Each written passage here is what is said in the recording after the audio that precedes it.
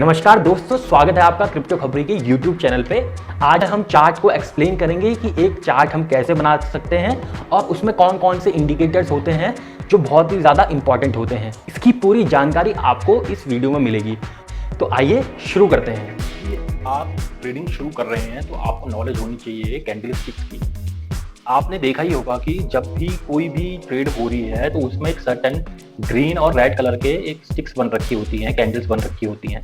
तो इनका जानना ज़रूरी है कि ये कैंडल्स कैसी होती हैं। देखिए, आप देख सकते हैं ग्रीन और रेड कलर की। तो कौन सी कैंडल का मतलब क्या होता है, क्या ये इंडिकेट कर सकता है कि मार्केट ऊपर जाएगा या नहीं जाएगा। ये बहुत ही इंपॉर्टेंट पार्ट होता है किसी भी ट्रेडर की लाइफ में कि उसको जानकारी हो कैंडल स्टिक्स की।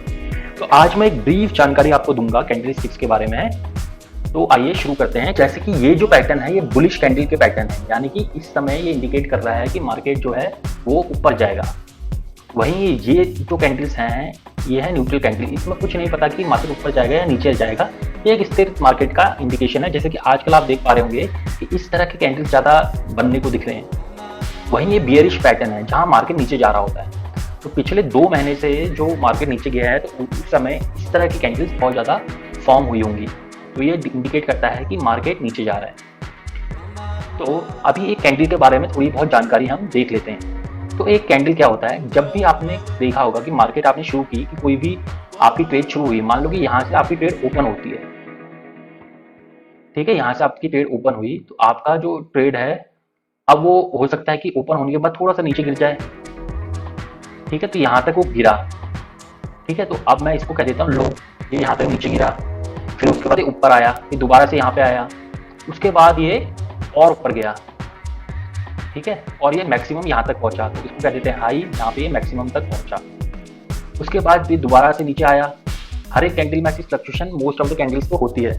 तो ये दोबारा से नीचे आया और जब जो भी इसका टाइमिंग था कि आप 1 मिनट की कैंडल देख रहे हो, 4 मिनट की देख रहे हो, 10 मिनट की देख रहे हो, 1 घंटे की, 1 दिन की, तो मैक्सिमम कैंडल्स में यही पैटर्न फॉलो होता है। तो हो सकता है जब वो 1 घंटा पूरा हो गया तो वो यहाँ पे खत्म हो जा रहा है, तो इसको कह देते हैं हम क्लोज। तो एक्चुअल में जो कैंडल है वो एक्चुअल में ये कैंडल बनी जहाँ पे वो ओपन हो रही है और जहाँ पे वो क्लोज हो रही है, उसके बीच में वो हाई और लो फॉर्म कर सकती है अपना, ठीक है। तो ये जो पार्ट है बीच वाला, इसको कहते हैं हम बॉडी, किसी भी कैंडल की बॉडी। और जो ये जो है एक्स्ट्रा वाला पार्ट, ये जो दोनों तरफ पे एक्स्ट्रा पार्ट बन रखा है, इसको कहते हैं हम विक। तो ये बॉडी हो गया, ये हो गया विक, ठीक है। तो ये थोड़ा सा बेसिक जानकारी थी कैंडल्स के बारे में कि कैंडल्स में हाई क्या होता है, लो क्या होता है, ओपन क्या होता है, क्लोज क्या होता है, ठीक है। अब हम कुछ बुलिश कैंडल्स देख सकते हैं। यहाँ पे बुलिश कैंडल ये इंडिकेट करती है कि जब आपका मार्केट है ऊपर जाएगा। इसकी सबसे आसान तरीका है पहचानने का कि जो मार्केट में जितना ज़्यादा ऊपर की तरफ जाने की कोशिश कर रहा है उसको कहते हैं बुलिश कैंडल। अब मान लीजिए कि जो बियर्स हैं, बियर्स वो होते हैं जो मार्केट को नीचे लाते हैं, बुल्स वो होते हैं जो मार्केट को ऊपर ले आते हैं। तो मान लीजिए कि एक कैंडल यहाँ पे है, ठीक है। अब यहाँ पे सबसे पहले क्या किया, जो हमारे बियर्स हैं उन्होंने मार्केट को नीचे ले जाने की कोशिश की यहाँ से, ठीक है।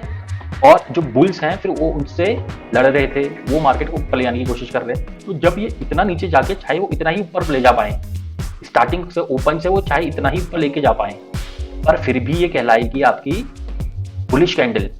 और इस कैंडल का नाम होता है हैमर। ये एक हथौड़ी की तरह दिखती है तो इससे इसका नाम रखा जाता है हैमर, ठीक है। तो ये एक बहुत ही आसान तरीका है पहचानने का कि बुलिश कैंडल, कोई सिंगल बुलिश कैंडल कैसी होती है। बहुत ही आसान तरीका है पहचानने का। उसके बाद हम एक बियरिश कैंडल की बात कर लेते हैं। तो बियरिश में क्या होता है कि मान लीजिए मार्केट यहाँ से स्टार्ट हुआ, ठीक है, और हो सकता है कि थोड़ा और ऊपर ले गए, तो जो हमारे बुल्स हैं वो थोड़ा मार्केट को ऊपर ले गए। लेकिन बियर्स ने क्या किया, बियर्स यहाँ से नीचे ले लाए और ये यहाँ से ज़्यादा गिरा दिया इन्होंने मार्केट, ठीक है, काफ़ी ज़्यादा गिरा दिया इन्होंने, ठीक है। और हो सकता है उसके बाद फिर बुल्स थोड़ा और ऊपर लाने की कोशिश की हो और जो मार्केट है, मार्केट यहाँ पे रुक जा रहा हो, ठीक है। तो एक्चुअल में आप देखोगे तो ये जो हमारे बुल्स हैं वो सिर्फ इतना मार्केट को ऊपर ला पाए, लेकिन जो बियर्स हैं उन्होंने मार्केट को इतना ज़्यादा गिरा दिया। तो इसमें जीता कौन, इसमें जीते बियर्स, ठीक है, जो मार्केट को नीचे लाना चाह रहे थे वो जीते। तो ये जो कैंडल होगी ये कहलाएगी आपकी बियरिश कैंडल, तो ये सिंगल कैंडल्स होती हैं जिनमें पता चलता है बुलिश है या बियरिश है। वहीं कुछ कैंडल ऐसी भी होती हैं जिसमें पता नहीं चलता कि वो बुलिश है या बियरिश है। जैसे कि एक मार्केट यहाँ स्टार्ट हुआ, ठीक है, तो यहाँ से जो बियर्स हैं वो नीचे ले गए, ठीक है, उसके बाद जो बुल्स हैं वो ऊपर ले गए, ठीक है। तो एक तरीके का प्लस का निशान बन जाता है इस समय, या फिर इसमें बहुत ही छोटी एक बॉडी बनती है। तो इस समय मार्केट को ये नहीं पता होता कि ये बुलिश है या बियरिश है। इस तरह की कैंडल को कहते हैं हम डॉजी, DOJI, डॉजी, जिसमें हमें कोई प्रॉपर्ली पता नहीं चल रहा कि क्या इंडिकेशन है, इसका ऊपर जा रहा है या नीचे जा रहा है। इस तरह से और भी बहुत सारे पैटर्न्स हैं, इन सबको बताने का समय नहीं हो पाएगा समय के कमी के कारण। अभी आपको मैं ये लिंक दे दूंगा इन कैरेक्टरिस्टिक्स का, तो आप यहाँ से आप देख सकते हैं और आप भी अपनी तरफ से रिसर्च करें, और कुछ जरूरी हो तो हमें जरूर कमेंट करके बताएं। अब हम अगला देखते हैं कुछ और इंडिकेटर में। तो पहला आपका हो गया कि आपको कैंडल्स पढ़ना आ गया। देखिए मान लीजिए कि मैंने बिनेंस का कोई ट्रेडिंग व्यू खोल रखा है जहाँ पे वो ट्रेड्स को दिखाते हैं, जहाँ पे हम चार्ट वगैरह बना सकते हैं, चार्ट के ऊपर एडिट कर सकते हैं और कुछ इंडिकेटर यूज कर सकते हैं। तो आप ट्रेडिंग व्यू में भी खोल सकते हैं, बिनेंस में भी खोल सकते हैं, या आपका कोई एक्सचेंज होगा उसमें भी ये सुविधा हो सकती है। तो आप कोई भी खोल सकते हैं। तो जैसे कि मैं ये बिटकॉइन का खोल देता हूँ, बिटकॉइन USDT का और BUSDT का एक पेयर है, इसका मैंने खोल दिया। तो जो आपको इनिशियली पेज दिखेगा वो पेज कुछ इस प्रकार से दिखेगा।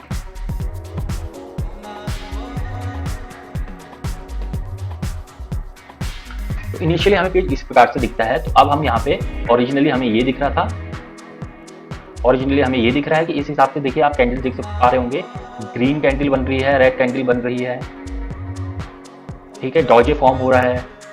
तो इस तरह से देखिए बियरिश कैंडल, पूरी तरह से बियर्स हावी हैं इस वाली कैंडल पे। इस प्रकार से आप कैंडल से भी इंडिकेशन लगा सकते हैं। अब हम इसके चले जाते हैं ट्रेडिंग व्यू पे, ताकि हम कुछ और भी एक्स्ट्रा इंडिकेटर यूज कर पाएं इसमें। पहले जो इंडिकेटर है वो मैं हटा देता हूँ, इसमें भी लग रखे हैं। तो इंडिकेटर लगाने के लिए सबसे पहले क्या करना है, आप यहाँ पे जाइएगा, आप इंडिकेटर में सर्च कर लीजिए। एक बहुत ही अच्छा इंडिकेटर है एक्सपोनेंशियल मूविंग एवरेज का इंडिकेटर, ठीक है। अब by default exponential moving average का इंडिकेटर 9 EMA पे होता है, यानी कि ये पिछले 9 ये कैंडल्स का एवरेज निकाल लेता है और वो हमें दिखाता है। ये एक इंडिकेटर है इस पॉइंट पे, तो ये पिछली 9 कैंडल्स का एवरेज है। पिछली 9 कैंडल्स अगर हम गिने देखें तो वो नीचे की तरफ जा रहे हैं, तो इस वजह से ये यहाँ पे नीचे की तरफ दिखा रहा है, ठीक है। तो ये दिखाता है, ठीक है। अब जो मैं मेनली सिलेक्ट करता हूँ वो मैं सिलेक्ट करता हूँ 9 मूविंग एवरेज का, 25 मूविंग एवरेज का, और एक और सिलेक्ट कर लेते हैं। हम यहाँ से इसकी सेटिंग में जाके चेंज कर सकते हैं, हम कितनी कैंडल्स उसमें लेना चाह रहे हैं। तो यहाँ पे मैं ले लेता हूँ 99 कैंडल्स, ठीक है। और मैं यहाँ से जाके उसका कलर भी चेंज कर सकता हूँ। आपको जो कलर पसंद हो, जो विड्थ पसंद हो, आप वो विड्थ सिलेक्ट कर सकते हैं। तो ये हो गया 99 कैंडल्स का एवरेज, ये वाला हो गया आपका 25 कैंडल्स का एवरेज, ये वाला हो गया आपका 9 कैंडल का एवरेज। तो ये आप पे डिपेंड करता है कि आपको कौन सा एवरेज चाहिए, आप किस एवरेज पे ज़्यादा आप फोकस करना चाहते हो। पर बेसिकली ये 3 कैंडल्स ही आपको यूज़ करने चाहिए। मोस्ट ऑफ द ट्रेडर्स यही 3 कैंडल्स यूज़ करते हैं। तो इसमें आप देख पा रहे होंगे कि जब भी कोई भी इंडिकेटर, आप 2 इंडिकेटर ले लीजिए। जैसे कि मैं आपको समझाने के तौर पे मैं 99 वाला हटा देता हूँ और मैं 2 कैंडल्स रख दिए हैं, 2 मूविंग एवरेज रख लिए हैं, एक है 9 वाला और एक है 25 वाला। तो आप देख रहे हैं कि जब भी छोटा वाला जो एवरेज है वो नीचे आ जाता है बड़े वाले के, ठीक है। तो ये डेथ ट्रैप बनाता है। डेथ का मतलब मर जाना, ठीक है, और ट्रैप का मतलब जाल। तो यहाँ पे ये इंडिकेशन करता है कि भैया आप जाने वाले हो नीचे, ठीक है। तो ये इंडिकेशन कर रहा है कि नीचे जाने वाला है और इस समय नीचे भी गया है। तो ये काफ़ी अच्छा इंडिकेटर है। वहीं पे जब इसका रिवर्स होता है, जब येलो वाला इसके ऊपर आ जाता है, तो ये एक इंडिकेशन होता है कि भैया कि आप ऊपर आने वाले हो, मार्केट ऊपर आने वाला है। जैसे यहाँ एक बहुत साफ एग्जांपल हमें दिख रहा है कि यहाँ से यहाँ तक इसने क्रॉस किया था, ब्लू वाला येलो वाले के ऊपर आ गया था, तो ये बन गया एक गोल्डन क्रॉस। इस समय मार्केट ऊपर जाएगा, ये इंडिकेट कर रहा होता है। और बिल्कुल यहाँ पे आप देख सकते हैं कि मार्केट ऊपर भी गया है। तो अभी हम ये भी देख लेते हैं कि हमें कितना फायदा हो सकता था। तो यदि मैं यहाँ से शुरू करूँ, ठीक है, और मैं यहाँ तक जाता, इस पॉइंट तक जाता और मैं प्रॉफिट और लॉस का अपना कुछ एवरेज निकाल के रखता, तो देखिए रिस्क एंड रिवॉर्ड, मैंने इतना रिस्क लेना चाह रहा था कि मैं इतना ही रिस्क लूँ, और इतना मैं अपना रिवॉर्ड का रेशियो लेना चाह रहा था कि इतना मैं प्रॉफिट लूँ उसमें। तो यहाँ पे 4.25 का रिस्क एंड रिवॉर्ड रेशियो है। यानी कि अगर आपने 100 रुपये लगाए होते तो इसमें आपके जो रिस्क होता वो बहुत कम होता, लेकिन जो रिवॉर्ड होता वो मैंने 4.25 का लगा रखा था, यानी कि 48% वहाँ से ऊपर जाता, यानी कि 148 रुपये मेरे को मिलते उसमें। और वहीं पे ये बहुत कम था, इसमें मेरे को केवल 10% लॉस होता है, क्योंकि 100 रुपये लगाए होते तो 90 रुपये मेरे को मिलते। तो इस तरह से आप इंडिकेटर का यूज़ कर सकते हैं। और इसके अलावा बहुत सारे और भी टूल्स होते हैं जहाँ से आप जिनका यूज़ करके आप कैलकुलेट कर सकते हैं कि रिस्क एंड रिवॉर्ड रेशियो कितना है। ठीक है, अब हम और भी चीज़ एक और इंडिकेटर देख लेते हैं। ये काफ़ी अच्छा इंडिकेटर है, सबसे बेसिक इंडिकेटर है, ये तो हम सभी को यूज़ करना ही चाहिए। अगला एक इंडिकेटर देख लेते हैं, इसको कहते हैं RSI, रिलेटिव स्ट्रेंथ इंडेक्स।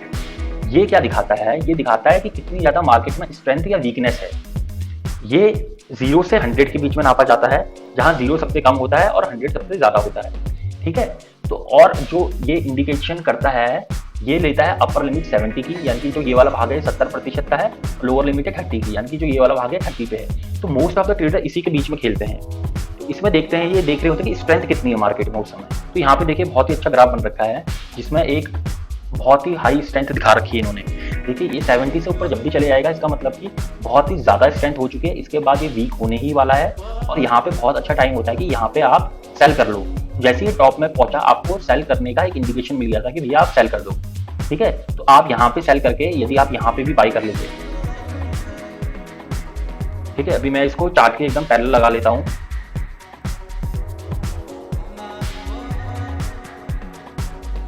यहाँ पे हमने सेलिंग शुरू कर दी अपनी इस पॉइंट पे। ठीक है, और उसके बाद यहाँ से यहाँ तक हमने, क्योंकि ये वीकनेस थी, क्योंकि ये बहुत ज़्यादा स्ट्रांग हो चुका था, तो उसके बाद हमें पता ही था कि इसकी जो वॉल्यूम होगी वो गिरेगी ही गिरेगी, RSI गिरेगी ही गिरेगी। तो ये इंडिकेटर था कि हमें यहाँ से बेचना शुरू कर देना चाहिए था। तो यदि हमें यहाँ से यहाँ तक भी बेचता तो बहुत ही ज़्यादा हमें फ़ायदा होता।